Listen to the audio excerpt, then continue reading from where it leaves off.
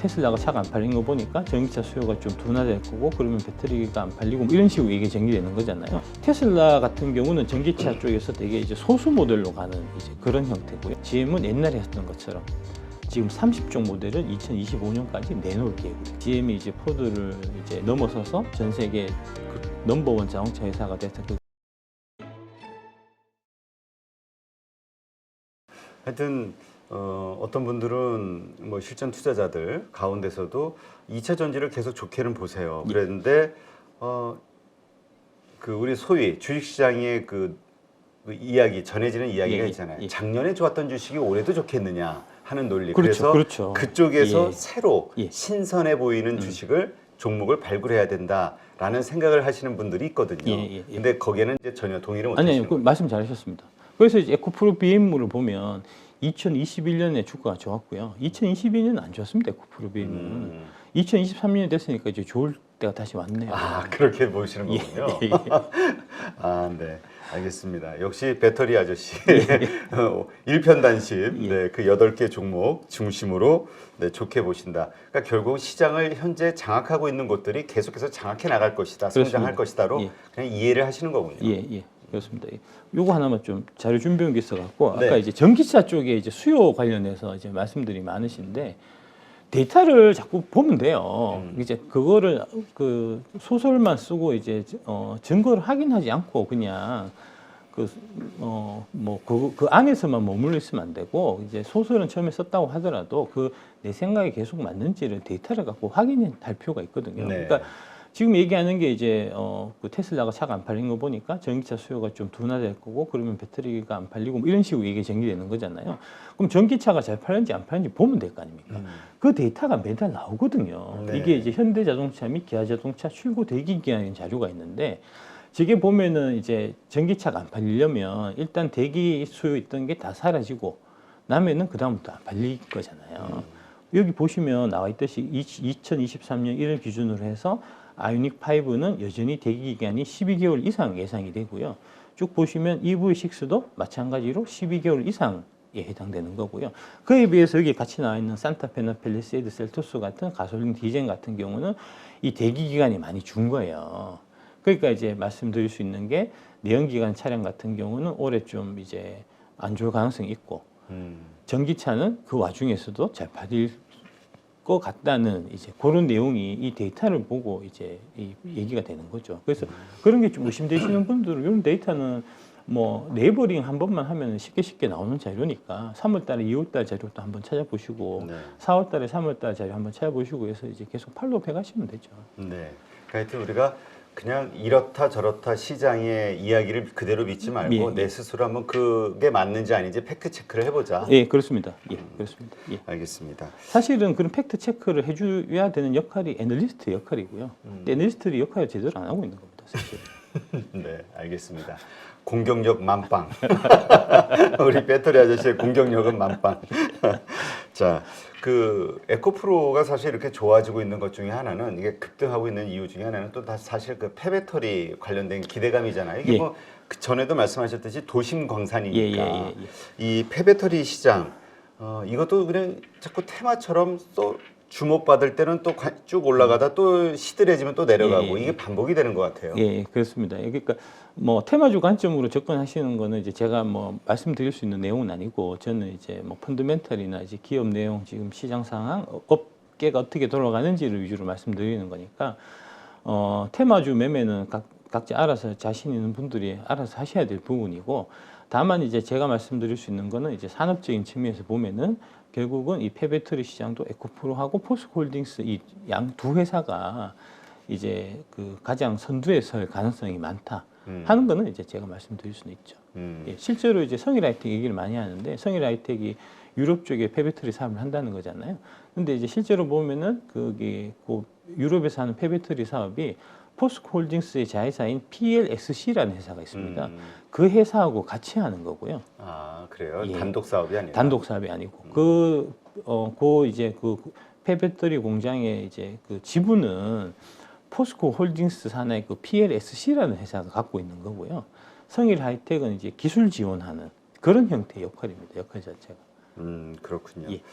지금 우리 국내 시장으로는 이제 말씀하신 그 8개 기업 예. 이 밸류체인과 관련해서 이제 주목하고 계시는데 이 국내 기업 말고 이 2차 전지 관련해서 해외 기업들 가운데서 우리가 좀 관심을 가질 만한 회사가 있을까라는 질문 하시는 분도 있거든요. 이제 해외 투자를 하시는 분이 늘어나서.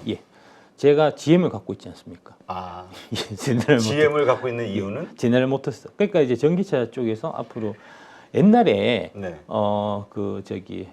포드 자동차, 이제 포드 모델 T가 이제 자동차 내연기관차에서 이제 혁명을 일으켜 갖고 한때 이제 가장 많이 팔렸을 때는 100대 중에서 60대 이상이 포드 모델 T 단일 차종이었다는 거거든요. 근데 이제 이후에 GM에서 이제 여러 차종들을 내놓는 전략을 펼치면서 GM이 이제 포드를 이제 넘어서서 전 세계 넘버원 자동차 회사가 돼서 그거를 한 80년, 90년 이제 유지를 했었던 건데 지금 이제 테슬라하고 GM 관계가 다시 또 그런 비슷한 과거에 포드하고 이제 GM 비슷한 이제 그런 관계로 저는 진행되는 것 같아 갖고요. 요거 이제 타 방송 얘기해도 되는지 모르겠는데 요 관련 내용은 제가 김작가 TV에 2월 2일 날 방송 테슬라 주식 살까 팔까 고민될 때 꼭 봐야 할 형상에서 요때 이제 요 내용 미국에 보면은 요 관련해서 이제 평행 이론이라는 이제 그런 기사가 있어요. 그 이제 그거를 제가 좀 쭉 설명드렸던 이제 그런 내용이고요.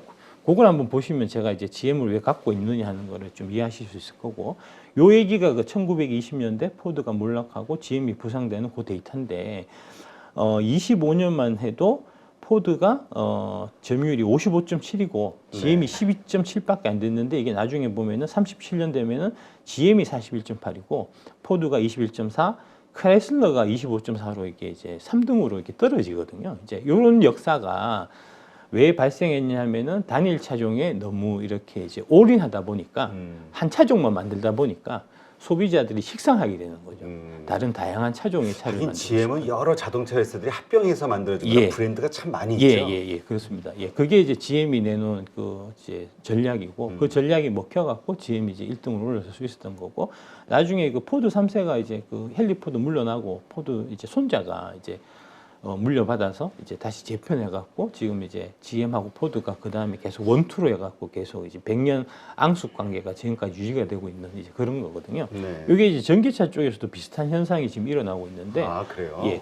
테슬라 같은 경우는 전기차 쪽에서 되게 이제 소수 모델로 가는 이제 그런 형태고요. 그러니까 포드가 옛날에 모델 T로 펼쳤던 전략하고 좀 유사하다라고 보시면 되고, 그에 비해서 GM은 옛날에 했던 것처럼 지금 30종 모델을 2025년까지 내놓을 계획으로 있거든요. 그래서 30종 모델의 GM하고 소수 모델 테슬라하고가 이제 경쟁하는 구도가 될 텐데, 저는 GM 쪽에 지금 그렇기 때문에 GM을 제가 갖고 있고요.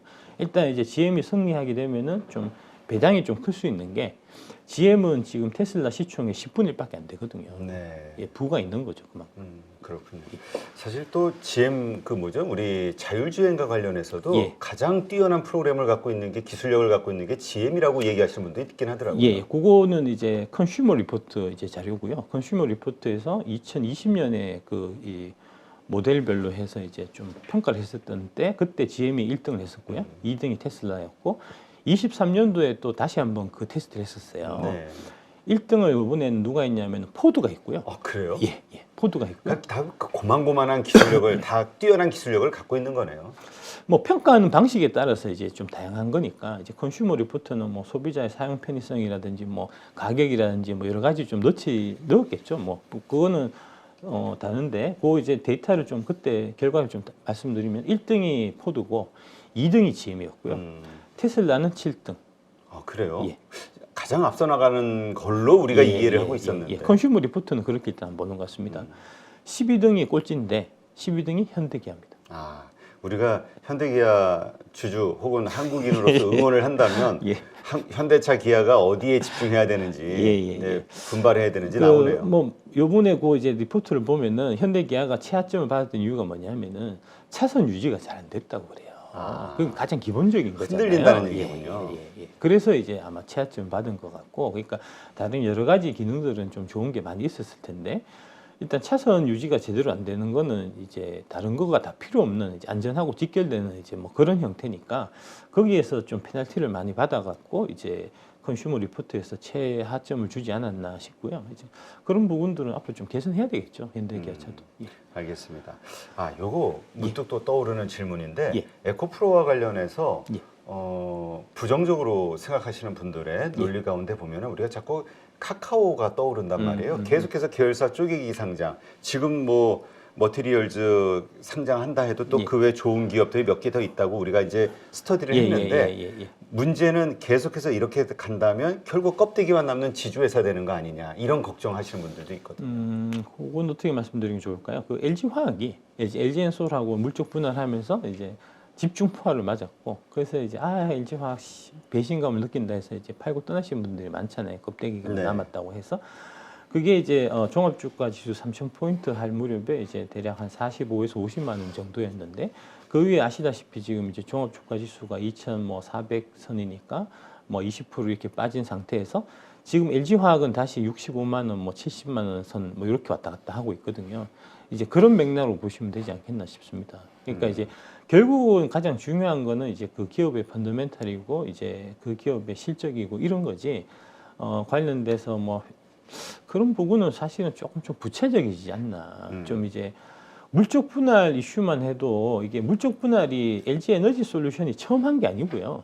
물적 분할해서 상장하고 하는 그런 형태의 이제 기업의 그 구조조정하고 하는 거는 10년, 15년 전부터 많이 있었던 겁니다. 근데 사실은 그동안에는 그게 크게 문제가 안 됐었는데 최근 들어서 이제 LG 화학이 LG 에너지 솔루션을 물적 분할하면서 그게 크게 이슈가 돼 갖고 지금 이제 그러다 보니까 저거 하면은 반드시 주가가 떨어지고 회사가 망할 것처럼 이제 좀 이렇게 너무 좀 극단적으로 좀 안 좋게 생각하시는 분들이 있는 것 같은데 물론 이제 주가에는 뭐 여러 가지 뭐 영향들이 미칠 수 있는 거니까 그렇긴 한데 그런 것들이 파멸적인 결과를 주는 건 아니거든요. 네. 그러니까 너무 좀 제가 말씀드린 너무 우리 두려워하지 말자. 미리. 제가 말씀드리고 싶은 게 좀 대국적으로 투자를 할 필요가 있는데 너무 좀 세세하고 좀 걱정이 많은 투자를 하고 계신 게 아닌가 하는 말씀을 드리고 싶습니다. 알겠습니다.